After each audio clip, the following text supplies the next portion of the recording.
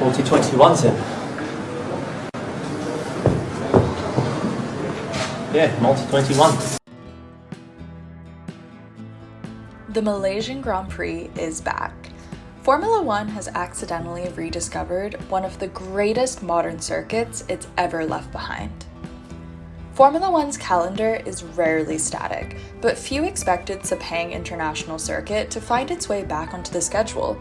As geopolitical tensions led to the cancellation of races in the Middle East, Formula One has turned to the Malaysian venue for the first time since 2017.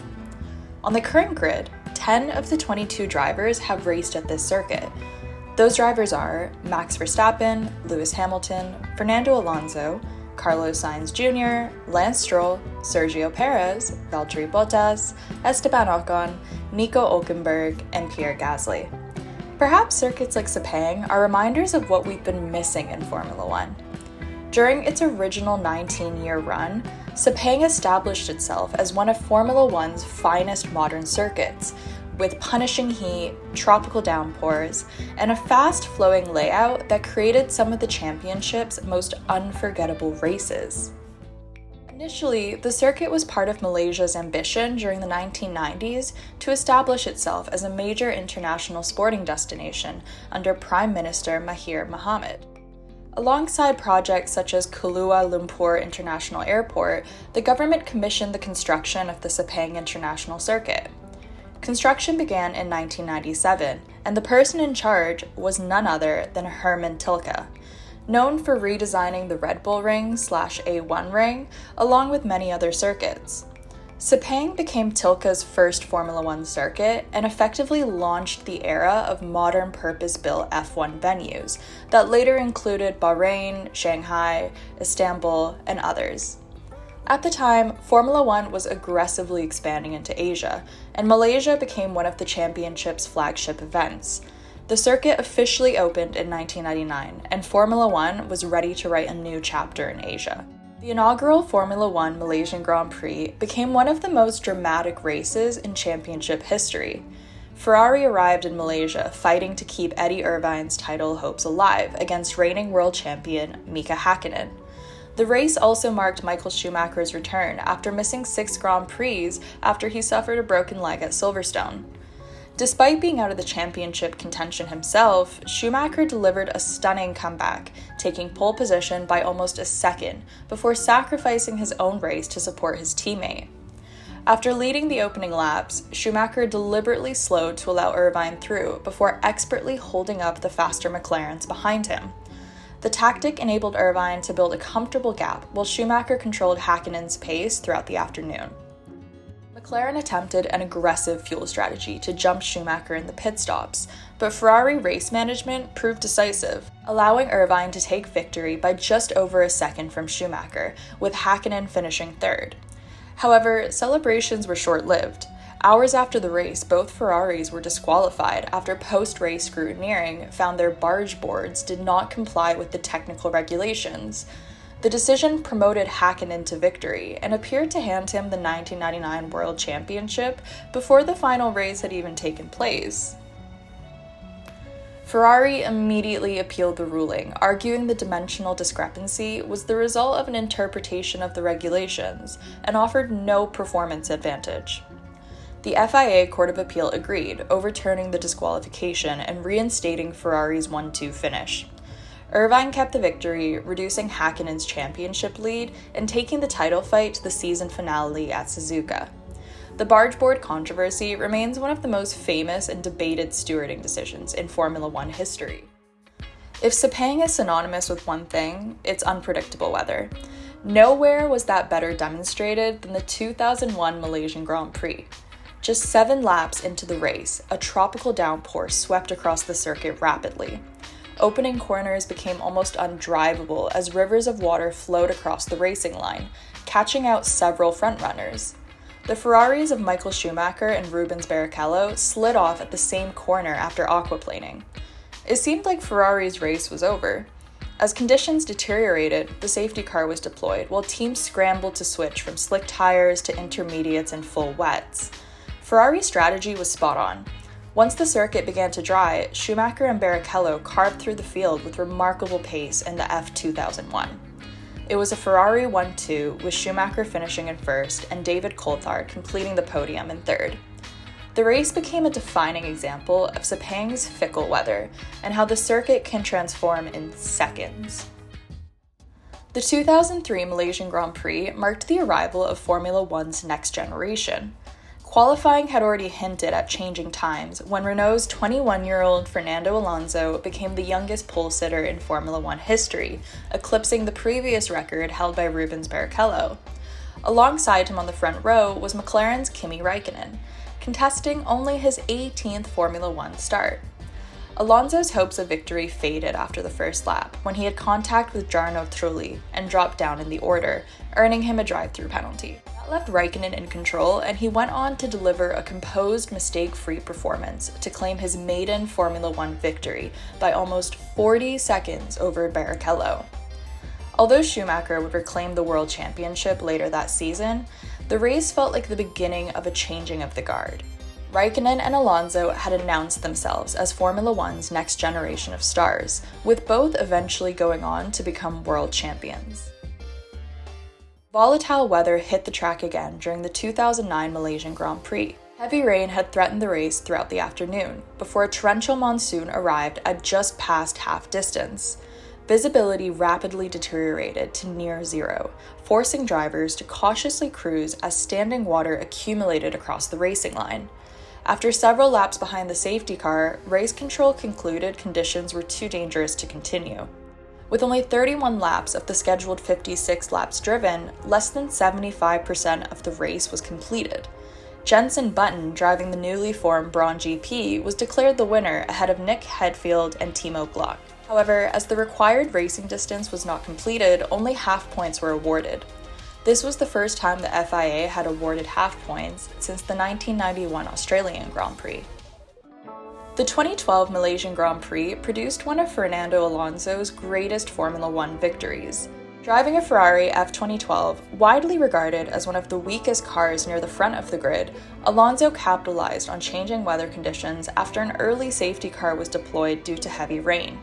As the circuit gradually dried, Ferrari timed Alonso's switch back to slick tires perfectly, allowing him to assume the lead. Behind him, an unexpected challenger from Sauber appeared. Sergio Perez had displayed extraordinary speed throughout the afternoon and was rapidly closing the gap of more than 7 seconds during the closing laps. A mistake at turn 14 while chasing Alonso cost Perez valuable time, allowing the Ferrari driver to escape. Alonso crossed the line just over 2 seconds ahead of Perez, securing the victory, while Perez celebrated his best result in Formula One at that time. For Alonso, it remains one of his defining drives, a victory achieved through flawless tire management, strategic awareness, and relentless consistency in conditions that many of his rivals faltered to. The Malaysian Grand Prix, he takes the victory! This is one of the most beautiful. This is one of the most beautiful. We are so proud of you. So proud of you and of the team. Few team orders in Formula One are as infamous as Multi-21. Rivalries are nothing new in motorsport, and Red Bull teammates Mark Webber and Sebastian Vettel gave us many iconic moments on and off the track. During the race, both Red Bulls were on track for a 1-2 finish, with Mark Webber leading most of the race. During the final laps, Vettel began closing rapidly on Webber. With a comfortable 1-2 secured, Red Bull instructed both drivers to hold position, using a coded radio message, Multi-21. Multi-map 2-1, multi-map 2-1, and look after your tyres, please. Meaning car number 2, Webber, should finish ahead of car number 1, Vettel. The order also required both drivers to turn down their engines and preserve their tires to the finish. Come on, Sebastian, you need to give him the space. Hold position. This is silly, Seb, come on. Vettel ignored it.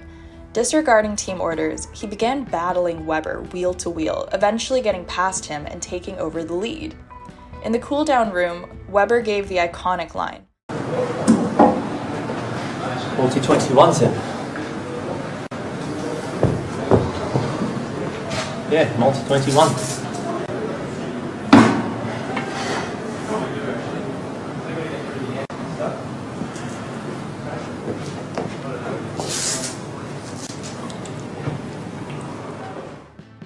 Multi-21, Seb. Multi-21.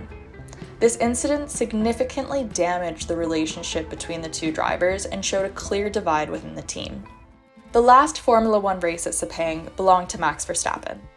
Celebrating his 20th birthday, Verstappen qualified alongside Lewis Hamilton after title contender Sebastian Vettel suffered an engine failure before qualifying. Although Hamilton led from pole position, Verstappen overtook the Mercedes around the outside of Turn 1 on lap 4 with a decisive move and never relinquished the lead.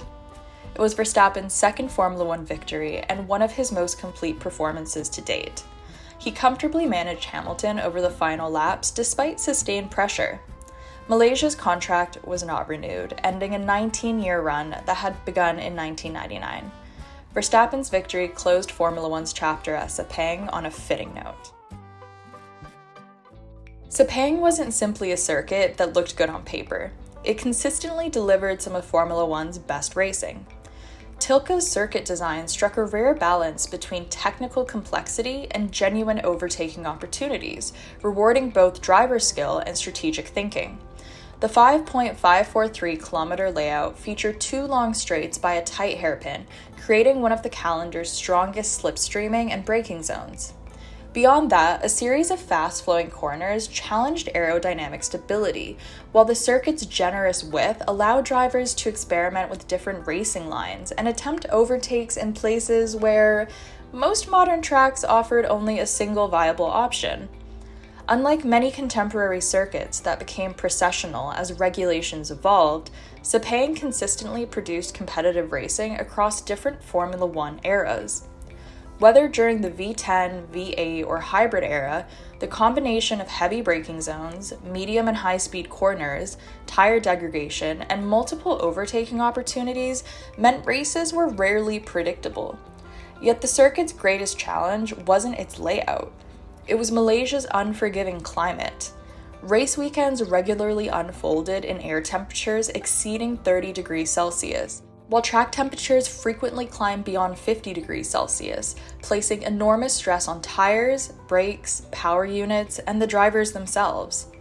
Humidity often surpassed 80%, making even a single race distance a significant physical test. Then there was the weather. Tropical thunderstorms could develop with little warning, turning a dry circuit into a soaking wet track within minutes. Teams were forced to make split-second strategy calls on tire changes, while drivers had to contend with dramatically reduced visibility and rapidly changing grip levels. More than once, those sudden downpours transformed an otherwise straightforward Grand Prix into one of the season's most memorable races. By the mid-2010s, the Malaysian Grand Prix faced growing challenges despite consistently producing excellent racing. Its biggest issue was cost. The Malaysian government was reportedly spending approximately $67 million USD annually to host Formula One, while attendance steadily declined through the decade.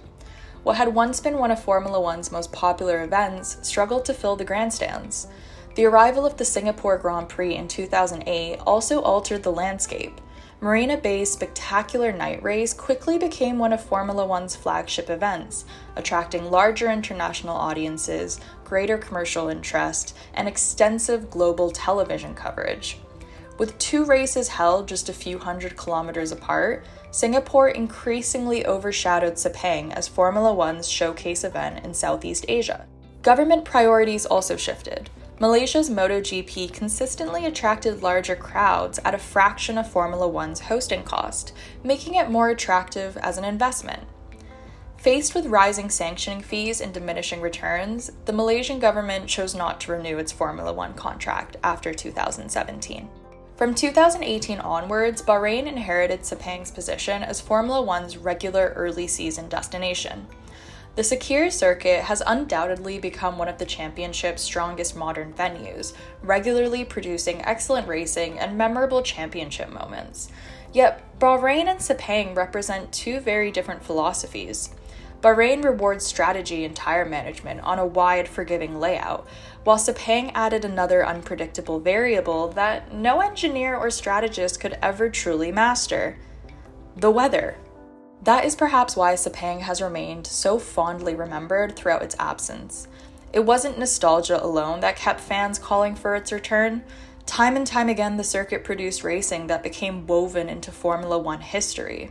From Schumacher's return in 1999 to Raikkonen's breakthrough, Alonso's masterclass, Vettel's defiance of team orders, and Verstappen's farewell victory. Few circuits can claim such a catalog of defining moments. Now, almost a decade after Formula One waved goodbye, Sepang finds itself back on the calendar. Its return isn't simply a consequence of circumstance. It's a reminder that in searching for a replacement, Formula One has inadvertently rediscovered one of the greatest modern circuits it has ever left behind. At Sepang, victory was never simply about having the fastest car. It belonged to the driver who could master the heat, outthink the weather, and seize the opportunity when chaos inevitably arrived.